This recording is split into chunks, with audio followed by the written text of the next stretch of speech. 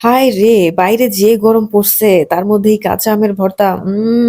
Flashback. Hello everyone, আশা করতেছি সবাই খুব ভালো আছেন। এখন বলেন এই সিজনে কে কতবার আম ভর্তা খাইলেন বাসায়, আর কে কোথা থেকে আমার ভিডিওটা দেখতেছেন সেটা কমেন্ট করতে কিন্তু ভুলে যায় না। আর আরেকটা জিনিস কি আপনারা খেয়াল করতেছেন, আমি কিন্তু ইদানিং ব্লগ গুলোতে আপনাদের সাথে ক্যাজুয়াল টোনে কথা বলার চেষ্টা করতেছি। পুরোপুরি পারতেছি না, কিন্তু আমি চেষ্টা করতেছি। সবসময় আমার শুদ্ধ ভাষায় কথা বলাটা অভ্যেস, তো আমার এটা ছাড়তে সময় লাগবে। অ্যাটলিস্ট আমি চেষ্টা করবো ব্লগ গুলাতে একটু ক্যাজুয়ালি কথাবার্তা বলার আপনাদের সাথে। তো চলেন এখন আম ভর্তায় ফিরে যাই। আম মাখা খাইতে গেলেই মনে হয় সেই গ্রামে যখন ছিলাম ছোটবেলার কথা, তখন আম মাখা কিভাবে খাইতাম। এই ধরনের টক জাতীয় খাবার একা খাইতে কিন্তু ভাল লাগে না, তাই না বলেন? গ্রামের সব পোলাপানরা মিলে একসাথে আম মেখে কি যে মজা করে খাইতাম, কি যে ভাল লাগতো। সবাই একসাথে বসে এই ধরনের ভর্তা জাতীয় খাবার খাওয়া। কই হারায় গেল ছোটবেলার দিনগুলা, কই হারায় গেল সেই বয়স। ছোটবেলার যখন সুন্দর সুন্দর কিছু মুহূর্ত মনে পড়ে না, তখন যে কি ভাল লাগে, মনে হয় যে সেই দিনে আবার ফিরে যাই। টাইম ট্রাভেল করে সেই আগের দিনে ফিরে যেতে পারলে কিন্তু মন্দ হতো না, তাই না বলেন? তো দেখেন এখানে আমি আমগুলাকে সুন্দর করে গ্রেটার দিয়ে গ্রেট করে নিতেছিলাম। আজকে আম মাখার মধ্যে আমি তেমন কিছুই দিব না, জাস্ট লবণ, মরিচ আর চিংড়ি দিয়ে ভর্তা করবো। ছোটবেলায় আমরা গ্রামে যেভাবে খাইতাম ঠিক সেরকম ভাবে আজকে ভর্তা বানাবো। কোনো কাসুন্দিও দিব না, ধনেপাতাও দিব না।